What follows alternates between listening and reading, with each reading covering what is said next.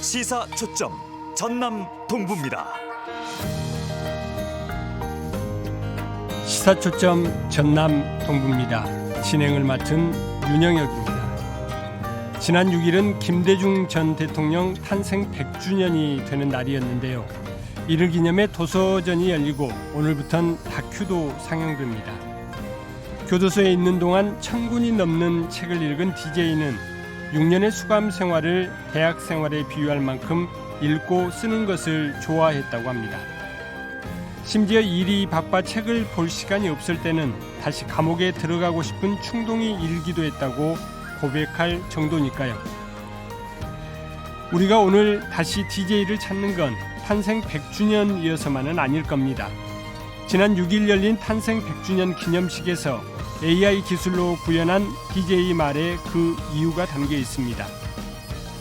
과거에 매여 싸우지 말고 서로 사랑하며 함께 미래로 나아가라고 주문했습니다. DJ가 평소 즐겨 말했던 실사구시와 서생의 문제의식 그리고 상인의 현실 감각을 현 정치에 대입해 내린 결론인 셈입니다. 시사초점 전남 동부입니다에서 오늘 준비한 내용입니다. 지역뉴스 브리핑에서는 국민권익위원회가 발표한 지방의회 청렴도 평가 내용 알아봅니다. 여수 시립미술관 건립을 위한 추진위원회가 발족했습니다. 시사 이슈 오늘에서 앞으로 활동 내용 들어봅니다. 광양 5일 시장과 중마시장이 디지털 전통시장으로 선정됐습니다. 리포터 취재 현장에서 자세히 알아봅니다. 전남 동부 지역은 오늘 오전에는 맑겠고 오후에는 구름 많은 날씨 이어지겠습니다. 이 시각 주요 뉴스입니다.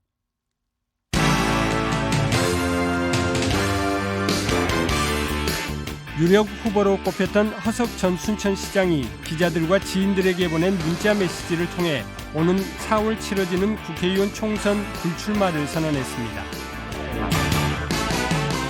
백원국 국토교통부 2차관이 국회 법제사법위원회 회의에서 경전선 순천 도심 통과 관련해 기본 계획 과정에 우회하는 쪽으로 검토하고 있다고 밝혔습니다.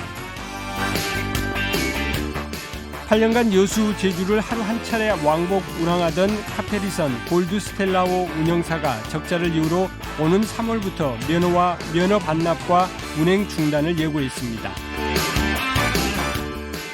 광양시가 전세 사기 피해로 어려움을 겪고 있는 임차인을 돕기 위해 실시한 피해 지원 상담소를 통해 총 199건의 상담을 진행하고 운영을 마무리했습니다.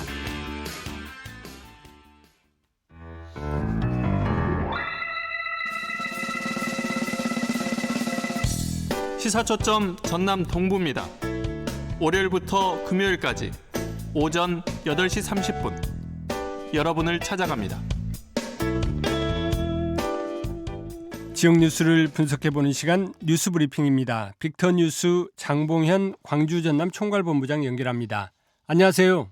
네, 안녕하세요. 장봉현입니다. 지방의회 청렴도 조사 결과가 나왔는데 저희 지역은 어땠습니까? 광양시 청렴도는 1등급인데 반해서 순천시 의회 부패 경험률은 전남 최고 수준으로 나타났는데요. 네네. 광양시의회가 전국 지방의회를 대상으로 시행한 종합 청렴도 평가에서 1등급을 차지했습니다. 국민권익위원회가 지난해 주민과 자치단체 직원 등을 대상으로 전국 지방의회 92곳의 종합 청렴도를 평가를 했는데요. 네. 평가 결과 광양시의회가 1등급에 올랐고 순천시의회와 여수시의회는 3등급에 머물렀습니다. 네. 특히 자치단체와 산하기관 직원 등이 직접 경험한 부패 경험률을 보니까 순천시의회가 20.4%로 조사 대상인 전남 지역 5개 시의회 가운데 가장 높았고요. 네. 순천시의회와 관련된 부패 경험 내용을 보면 부당한 업무 처리 요구가 22%, 계약업체 선정 관여 16%로 조사가 됐습니다. 권익위가 발표한 종합 청렴도 평가는 청렴 층간도와 청렴 노력도를 점수로 환산해서 합산한 것에서 부패 실태 평가를 뺀 점수입니다. 네. 순천의 한 아파트에서 쇠구슬에 차량과 창문이 파손되는 사건이 있었죠. 네. 지난 2일 순천의 한 아파트에서 주차된 차량의 유리창, 지붕이 쇠구슬에 맞아 파손됐다. 그런 신고가 경찰에 접수가 됐는데요. 인근 아파트 창문도 쇠구슬에 깨진 것으로 확인이 됐습니다. 현장에서는 지름 1cm의 쇠구슬 여러 개가 발견이 됐고요. 경찰은 이 아파트 CCTV를 분석하고 주민들을 상대로 탐문하는 등 수사를 벌여왔습니다. 누가 했는지 밝혀졌습니까? 네. 그런데 어이없게도 쇠구슬 테러는 10대 중학생들의 범행인 것으로 드러났습니다. 순천경찰서는 특수 재물 손괴 혐의로 A군 등 중학생 2명을 입건해 조사를 하고 있는데요. 예예. 친구 사이인 이들은 지난달 30일 오후 3시쯤 순천의 아파트 단지에 주차된 차량에 지름 1cm 쇠구슬을 던져서 창문, 지붕을 파손한 혐의를 받고 있고요. 앞서 지난달 11일 오후 9시쯤에도 같은 아파트에서 쇠구슬을 던져 다른 세대 창문을 파손한 혐의를 받고 있습니다. 네. 경찰은 앞서 말씀드린 것처럼 CCTV를 분석하고 주민 탐문 끝에 이 아파트에 사는 A군 등을 붙잡았는데요. A군 등은 경찰 조사에서 누가 더 멀리 던질 수 있는데 장난으로 쇠구슬을 던졌다고 진술을 한 것으로 전해졌습니다. 경찰은 추가 피해 여부 등 정확한 경위도 조사를 하고 있습니다. 네. 이 전남 지역 인구와 가족 변화 관련 조사 결과가 나왔다고요. 네. 전남에서 20살에서 24살 구간의 인구가 계속 다른 지역으로 유출되고 있는 반면에 60살에서 64살 남성 그리고 50살에서 59세 여성이 꾸준히 유입되고 있는 것으로 나타났습니다. 네네. 전남 여성가족재단이 발표한 전남 인구 가족 변화 및 시사점에 따르면 전남의 인구는 지난 2003년까지는 200만 명대를 유지하다가 2004년부터 200만 명 미만으로 떨어졌습니다. 그 이후에 현재는 180명대로 추락을 했고요. 네. 젊은 인구의 이탈이 무엇보다 결정적이었습니다. 2022년 자료에서는 20살부터 24살 남성과 여성이 각각 4.3%, 6.2%가 전남을 떠났고요. 교육, 취업 등을 이유로 10대부터 30대까지 인구가 태어난 전남이 다른 지역에서 거주를 하고 있는 거거든요. 네. 한 사람이 나올 수 있는 전남의 그 합계 출산율은 2002년 1.391명에서 꾸준히 감소해서 2022년에는 1명 미만으로 나타났습니다. 네네. 전남 도내 22개 시군 가운데 합계 출산율이 가장 높은 지역이 영광군이더라고요. 영광군이 1.8명이고요. 가장 낮은 지역은 곡성인데 0.53명이었습니다. 네. 이런 출산율 감소 역시 젊은 인구의 이탈과 직결되고 있다고 볼 수가 있는 겁니다. 전남 도내 혼인 건수도 크게 감소했다고요. 네, 맞습니다. 2019년 7,400여 명이었던 혼인 건수는 2020년 6천여 건으로 줄어들었고요. 2021년에는 6,200건, 2022년에는 6,180건으로 1,300건 이상 급감했습니다. 세대 유형별 가구 현황은 1인 가구가 28년 3,400여 명으로 가장 많았고요. 69살까지는 남성 1인 가구가 그리고 70살 이상부터는 여성 1인 가구가 많았습니다. 전남 여성가족재단은 모든 공공기관이 전남의 젊은이들이 정착하고 이사에 살 수 있는 정책, 또 1인 고령 인구를 종합적으로 지원해서 편안히 노후를 지낼 수 있는 정책, 또 가족 갈등을 최소화하기 위해 다양한 지원 정책 등을 고민을 해야 할 시점이다. 그렇게 지적을 했습니다. 네. 오늘 말씀은 여기까지 듣겠습니다. 고맙습니다. 네, 좋은 하루 되십시오. 지금까지 빅터뉴스 장봉현 광주 전남 총괄본부장이었습니다.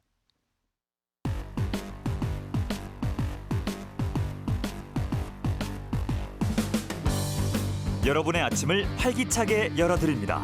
시사초점 전남 동부입니다.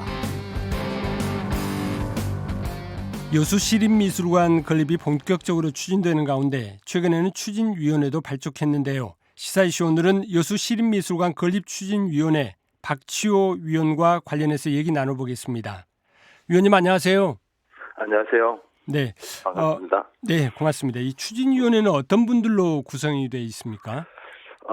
일단 이제 미술관이라는 게 그 상당히 전문성을 요하기 때문에요. 국내 미술관 관련 전문가들과 또 미술관 하면 그 건축적 부분도 배제할 수 없지 않습니까? 네. 그 건축 전공 교수 및 또 건축가들이 또 몇 분 들어와 계시고요. 그다음에 이제 지역 미술인들도 또 이 지역의 정체성을 담기 위해서 지역 미술인들도 몇 분 들어와 계십니다. 아, 그렇군요. 미술, 건축 관련 전문가 그리고 지역 미술인들로 구성이 돼 있다. 네네. 여수 시립미술관 건립이 지금 시민들한테는 오랜 수건 사업이죠. 네네.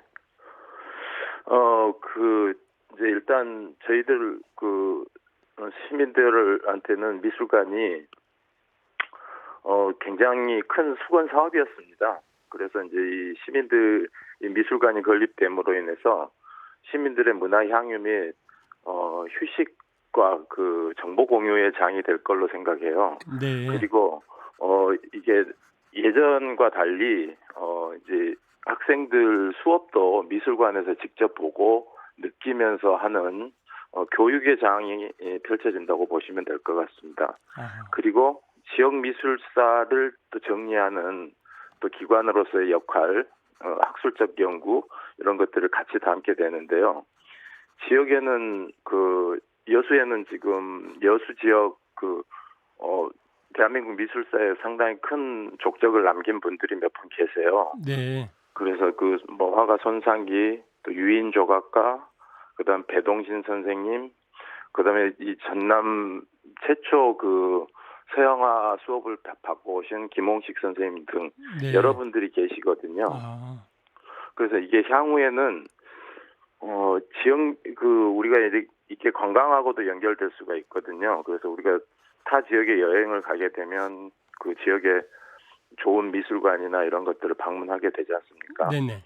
그런 것들이 향후 이제 이 관광 트렌드도 변화하는데 그 시점에 잘 맞춰져서 지금 진행되고 있다 생각합니다. 네. 저희가 유럽 여행을 하는 주된 목적 가운데 하나가 그 도시에 있는 미술관을 그렇죠. 가기 위해서이기도 하니까요. 네네. 이 미술관 건립 위치를 놓고 의견이 좀 분분했었는데 최종적으로 어디에 들어서는 걸로 정리가 된 건가요? 미술관 부지는 당초 두 군데가 가장 물망에 올랐었습니다. 지금 확정된 곳은 여수 망마공원 일대거든요. 근데 네. 이제 경합을 펼쳤던 곳은 구시가지에 있는 남산공원이었어요. 근데 이제 그 미술관의 입지가 왜 이쪽으로 됐는가도 좀 궁금하지 않습니까? 네네. 이제 여러 차원에서 도시 재생적 차원에서 남산공원은 이야기가 좀 됐었고요. 이 장도공원, 망마공원 일대는 지역 주민의 인구 밀도가 가장 높은 곳입니다. 네. 그래서 이게 미술관은 결국 지역 주민들이 가장 손쉽게 찾아올 수 있고 거기에서 많은 시간을 할애할 수 있는 공간이어야 된다라는 중론이 반영된 것 같습니다. 아, 그렇군요. 남산공원하고 경합을 했는데 무엇보다도 접근성이 가장 중요하지 않냐 이런 판단들 그렇죠. 때문에 네네. 망마공원 쪽으로 갔다 이런 말씀이시군요. 해외 유명한 뮤지엄들을 보면요, 가장 번화가에 있거든요. 아. 의아할 정도로 번화가에 있는데 이게 점심시간이나 이럴 때 가서 보면 카페나 미술관 휴게 시설에서 대단히 많은 사람들이 와서 그 공간을 지키고 있으면서 이제 거기서 휴식을 취하고 가는 모습들 참 이채로웠거든요. 이게 미술관의 이제 향후 어떤 방향성을 볼 수 있었습니다. 네. 현재 건립 계획은 어떻게 세워져 있습니까? 이번 이제 1월 5일에 추진단이 구성되었고요. 이제 이걸 향후에 이제 추진단이 구성되는 거는 바로 즉각적으로 뭔가 만들어지는 게 아니라 추진단 속에서 이제 어떤 형태로 만들어서 우리 어떤 특징을 가진 미술관을 만들 수 있는가 이런 것들을 여러 전문가들이 계시니까 이제 제안을 받고 거기서 회의 내용을 도출해서 진행되는데 아마 이제 이게 그런 여러 가지 과정들을 거치고 아마 건축도 공모를 해야 되지 않습니까? 네. 그래서 이제 이거는 아마 국제 공모가 될 것 같아요. 그래서 그 결과를 반영해서 이제 2027년 목표로 진행될 겁니다. 아, 그렇군요. 앞서 이제 손상기 화백도 말씀을 해주셨고 또 류인 조각가도 말씀을 좀 해주셨는데 네. 어쨌든 이제 미술관의 가장 중요한 게 결국은 이제 소장품이 될 것 같은데 지금 이제 그렇죠. 소장품을 공개 지금 수집하고 있지 않습니까? 네네네. 현재까지 어떤 작품들이 모였는지 궁금한데요. 지금 저희 여수시에서 국제미술제를 하고 있거든요. 해년마다. 네. 근데 그때부터 그러니까 2008년부터 그 지역 미술인들이 뜻을 모아서 향후에 미술관을 만들게 되면 어떤 미술품이 많이 필요하다. 그때부터 조금씩 기증운동과 조금 아주 그런 운동을 좀 펼쳐왔는데 이제 최근 들어서는 미술관 건립이 이야기가 되면서 본격적으로 시에서도 작품 구입을 해오고 있었습니다. 그래서 네네.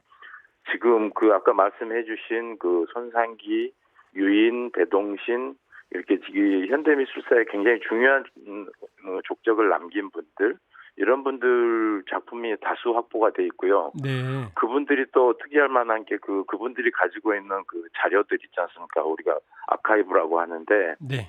그 아카이브도 상당수 기증이 돼 있어서 앞으로 향후에 이런 운동이 계속 미술관을 짓는 시점까지 개관 시기까지 계속 지속적으로 해간다면 상당히 많은 작품들이 보유될 걸로 생각하고 있습니다. 네. 그런데 이제 광양에 전남 도립미술관이 있지 않습니까? 네네 그렇죠. 그리고 또 멀지 않은 곳에 여수 시립미술관이 들어서게 되는데 나름 네네. 이제 여수 시립미술관만의 정체성을 확보하는 거 그리고 또 그러기 네. 위해서는 뭐 차별화된 전시랄지 컨텐츠도 좀 있어야 될 것 같은데요. 네네. 도립미술관은 실제 이제 우리 개념을 잘 이해해야 되는데요. 도립미술관은 전남도 전체의 지역 미술사를 일단 기본적으로 다뤄줘야 되거든요. 예. 그래서 전남도가 이런 특징이 있습니다. 동부권은 현대미술이 상당히 발전돼 있고요. 아. 서부 쪽은 전통 산수, 그러니까 고전 미술이죠. 우리나라에 이런 작품들이 다양하게 발전돼 있습니다. 그리고 서부 쪽에 가면 울림산방이나 이런 여러 가지 우리 한국화의 근원지라고 해도 손색이 없는 이런 시설들이 잘 돼 있고 문화적 확장이 돼 있습니다. 그래서 그런 모든 것들을 도립미술관에서는 다 같이 감싸야 되고요. 네. 담아내야 되고 또 아울러 또 도립미술관도 또 전 세계화에 발맞춰서 그러니까 글로벌한 미술관이 돼야 되지 않습니까? 그래서 이 아까 말씀드렸던 두 가지 내용과 그다음에 지역 미술사 다루는 문제와 그다음에 현대 미술을 어떻게 끌고 갈 것인가도 같이 고민을 해야 된다고 보거든요. 그래서 네. 지금 현재 도립미술관은 그런 부분들을 적당하게 아주 잘하고 있다 생각이고요. 네. 이제 저희 시립미술관 같은 경우에는 그 규모보다는 좀 작게 되는 게 맞고요. 그리고 이제 여수는 개항 100주년, 100년이 넘는 도시지 않습니까? 그래서 이 도시 현대화가 굉장히 빨랐었고요. 그래서 문물 교환도 좀 빨라서 그랬는지, 근대 미술이 상당히 빨리 발전을 했어요. 그래서 네. 이제 그런 어떤 특징을 고려한다면, 이거는 제 개인적인 견해로밖에 말씀을 드릴 수 없는 게, 아직 여러 위원들의 의견들을 모아서 어떤 방향성을 설립해야 되는데 이제 네. 제 의견으로는 근대미술사 정리와 현대미술을 활성화하는 어떤 공간 그러니까 앞으로 이 현대미술이라는 게 무한대가 펼쳐져 있지 않습니까? 예. 미디어 아트나 이런 우리가 이 과거에는 생각지도 못했던 영상물들 이런 것들이 또 많이 생겨나고 있고 이런 것들까지 같이 다 뭔가 의견을 모아서 중지를 모아서 이제 어떤 내용이 정리가 되면 방향에 대한 정리가 되면 그에 맞춘 또 건축을 해야 되겠죠. 그리고 또 무엇보다 이 미술관이 지역 작가들과 함께 성장하고 또 지역 작가들이 활발하게 활동할 수 있는 그런 공간도 좀 돼야 될 텐데요.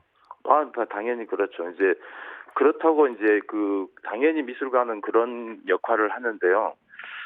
또 이런 부분들도 같이 고려를 해야 됩니다. 그러니까 이게 좀 더 이 세계화, 그러니까 세계적인 어떤 미술관으로 충분히 만들 수 있다고 보거든요. 이게 어떤 꼭 서울이나 부산 이런 데가 아니더라도 이 지역에 있어도 그런 것들을 만들어낼 수 있다고 보거든요. 그렇다면 이제 해외 활동하고 있는 어떤 좋은 작가분들과 지역에 또 거기에 맞는 작가들을 콜라보를 해서 같이 전시를 해서 그 지역의 작가를 조금씩 같이 붐업시켜주는 것 이런 역할들 그다음에 지역의 그 중요한 작가들을 또 젊은 작가들을 1년에 한 명 정도 이렇게 발굴해서 정말 또 띄워주고 전시를 열어주고 그 창작 지원을 해주는 것, 이런 다양한 형태로 미술관 운영을 잡아야 된다고 생각합니다. 아, 그렇군요. 지역에 있으면서도 세계적인 미술관이 될 수 있다. 이 말씀 좀 충분히 그렇죠. 인상이 좀 충분히 가능합니다. 남는데 이 네네. 과제들을 좀 추진하기 위해서 네. 추진위원회의 역할이 무엇보다 좀 중요하지 않을까 싶은데요. 그렇죠. 네네, 굉장히 중요합니다. 그래서 이제 그 추진위원단, 아까 그 우리 서두에 말씀드렸던 그 추진위원단 구성을 보면 그 미술관 경험이 상당히 미술관 그 관리 경험이 상당히 많았던 분들이 상당히 포진해 있습니다. 실제 도립미술관 관장님도 그렇고 예. 또 제주 현대미술관 관장님도 여기 참여하고 계시거든요. 그리고 또 하계훈 선생님이라고 그분은 또 미술관 관련 그 행정 정책 같은 거를 많이 비전을 많이 보여주시는 분인데 네. 그런 분들이 다 포진해 있기 때문에 상당하게 그 어떤 길을 만들어 나가는 데 큰 역할을 해주시리라 생각합니다. 아, 그렇군요. 알겠습니다. 이게 또 논의가 또 진행되고 또 건축이 네. 또 이루어지는 그런 시점에 다시 또 네네. 얘기를 들을 자리가 있지 않을까 싶습니다. 오늘 말씀 네. 여기까지 듣겠습니다. 고맙습니다. 네, 감사합니다. 지금까지 여수 시립미술관 건립추진위원회 박치호 위원이었습니다. 지역의 생생한 현장을 전달합니다. 리포터 취재 현장. 최유라 리포터 나와 있습니다. 어서 오세요. 네, 안녕하세요. 예, 광양 전통시장에 다녀오셨다고요? 네, 광양의 대표적인 두 개의 시장이죠. 광양 오일시장과 중마시장이 중소벤처기업부가 주관하는 전통시장 활성화 지원 사업 공모에 선정돼 디지털 전통시장 사업을 추진한다고 합니다. 제가 직접 중마시장에 가보니까요. 겉모습만 보면 시장이 아니라 마트로 오해할 만큼 깔끔한 외관과 넓은 주차장을 자랑했습니다. 네. 건물 안으로 들어가니까 그제서야 제가 아는 시장의 풍경이 펼쳐졌는데요. 다정하게 호떡을 먹으며 시장을 구경하는 젊은 부부부터 나이가 지긋한 어르신까지 정말 다양한 방문객이 시장을 찾고 있었습니다. 이 정겨운 풍경이 계속 유지될 수 있도록 올해부터 디지털 전통시장 사업을 통해 새로운 변화를 꾀한다고 합니다. 디지털과 전통의 접목인데 디지털 전통시장 사업 어떤 사업인가요? 네, 디지털 전통시장 사업은요. 전통시장의 지속가능한 온라인 진출 역량을 향상시킬 수 있도록 지원하는 사업인데요. 지난 2021년부터 2023년까지 2년간 진행했던 문화관광형 시장 육성 사업을 통해 기본적인 인프라 마련과 상인 역량 향상을 이뤘다고 합니다. 이를 바탕으로 이번 사업에서는 광양불고기 밀키트와 같은 이런 특화 상품을 개발해서 온라인에 입점하고 근거리 배송 업무와 전국 배송을 지원하는 등 적극적인 온라인 진출을 통해 시장의 영역을 확대한다고 합니다. 네. 지난 2년 동안 그러니까 문화관광형 시장 육성 사업을 통해서 여러 역량을 갖췄다. 이렇게 좀 말씀을 좀 해주셨는데 실제 성과도 좀 궁금합니다. 네, 먼저 광양 오일시장은 젊은 층을 대상으로 새로운 변화를 많이 시도했었는데요. 특히 지난해 하이볼 축제를 개최하고 또 전국 우수시장 박람회에서 광양식 닭구이 판촉 활동을 펼치는 등 광양시 홍보에도 큰 역할을 했다는 평가입니다. 중마시장은 낮과 밤이 빛나는 불야성 중마시장을 주제로 어린이 그림 그리기 대회와 문화동아리 경연대회, 또 중마시장 미식여행 등 시장을 놀이마당으로 조성해서 시민들의 발길을 이끌었습니다. 네네. 그 결과 상인 매출과 고객 방문에서 광양 오일시장이 58%와 25%, 중마시장이 13%와 44% 각각 증가했다고 합니다. 그러니까 상인 매출도 늘고 고객 방문객도 늘었다 이런 말씀이시군요. 이게 이제 문화관광형 사업의 성과일 텐데 여기에 이제 디지털 전통시장 사업이 새롭게 추가되는 건데 시장 상인들 반응은 어땠습니까? 네, 사실 이런 사업들이 추진되기 전에 시장 상인들의 회의적인 반응도 좀 있었다고 하는데요. 하지만 시장이 변화하면서 사람들의 발길이 몰리고 이 시장이 더욱 활기차졌다고 합니다. 상인 회장을 만나 변화한 시장의 모습과 상인들의 반응을 들어볼 수 있었는데요. 중마시장 신영봉 상인 회장의 말입니다. 사람들도 처음에는 이런 데에도 뭐하러 투자하냐 쓰잘데없는 자기한테 직접적으로 투자가 안 되면 다 거부했는데 처음에는 거부했는데 지금은 뭐라 하는 사람 없습니다. 그런데 잘 돼 있다, 시장 깔끔하다. 상인들도 손님들 반응이 어느 정도 있으니까 처음에 전통시장 그냥 좀 나이 드신 분이 처음에는 많이 막 50대 60대가 많이 오는데 제 행사 같은 거 하고 이렇게 경관을 조명하다 보니까 연령층이 낮아지고 있습니다. 지금 많은 막 유치원 다니는 애들, 어린이집 다니는 애들도 데리고 주말 되면 오는 손님이 많아요. 예, 피부적으로 그걸 느낍니다. 이렇게 새로운 사업에 대한 기대도 있지만 한편으론 우려도 있다는데요. 계속해서 들어보시죠. 온라인 쪽은 저희도 해봤지만 한 몇 년, 한 3년 정도 했는데 진짜 힘듭니다. 처음에는 오픈했을 때는 관심을 가지고 하는데 연속성이 없더라고요. 아무리 전통시장에 대한 말 그대로 뭐냐면 물건 다양성도 없고 또 가격면에서도 상인들이 많다 보니까 할인을 하려고 하면 지원 없으면 할인을 못 합니다. 솔직히 안 해. 말 그대로 정부 지원이나 지자체 지원이 있어가지고 행사를 좀 해갖고 손님들이 많이, 고객들이 많이 올 수 있는 행사가 지금 많이 우리도 피부적으로 많이 느꼈거든요. 계속은 못하겠지만 그런 지원을 전통시장에 해줬으면은 모든 전통시장에 아마 그나마 조금 피부적으로 와갖고 장사할 만하다 그런 거 아마 느낄 겁니다. 이 새로운 전통시장의 모습이 기대되는데 앞으로 계획도 궁금합니다. 네, 먼저 광양 오일시장은 전국 배송 지원과 농수축산물 꾸러미화 계획 등을 갖고 있다고 합니다. 중마시장은 광양불고기 밀키트 사업에 이어서 김부각 등 새로운 특화 상품을 개발해 온라인과 수도권 진출을 꾀한다고 하는데요. 광양시 투자경제과 정근희 시장관리팀장의 말을 통해 더 구체적으로 들어보시죠. 특별히 저희 시는 지난 2년간 중마시장과 광양 오일시장에 문화관광형 사업을 통해서 특화 상품을 개발을 했고 온라인 판매도 했으며 상인 역량 강화나 인프라 구축 등 근거리 택배, 전국 배송 등 디지털 시장으로 변화를 준비해 왔습니다. 가장 우선적으로 해야 될 부분들은 상인들의 자생력을 강화하는 부분입니다. 그리고 나서 특화 상품을 개발하고 여기에 따라서 꾸러기 상품을 개발해서 놀장이라든지 먹개비 배달 플랫폼 등을 통해서 온라인 판매를 실시해서 실질적인 소득, 매출을 올리고 이를 기반으로 매출, 물류, 상품 관리 등 데이터베이스를 기반으로 사후 관리를 하겠습니다. 거기에 따른 서비스 개선 등 이를 통해서 명품 시장으로 만들어 가겠습니다. 네, 이렇게 전통시장이 지역에만 한정되는 것이 아니라 전국을 무대로 성장할 수 있는 가능성을 보여주는 좋은 사례가 되길 바랍니다. 네, 오늘 내용 잘 들었습니다. 고맙습니다. 감사합니다. 지금까지 최유라 리포터였습니다. 시사초점 전남 동부입니다. 오늘 방송은 여기까지입니다. 고맙습니다.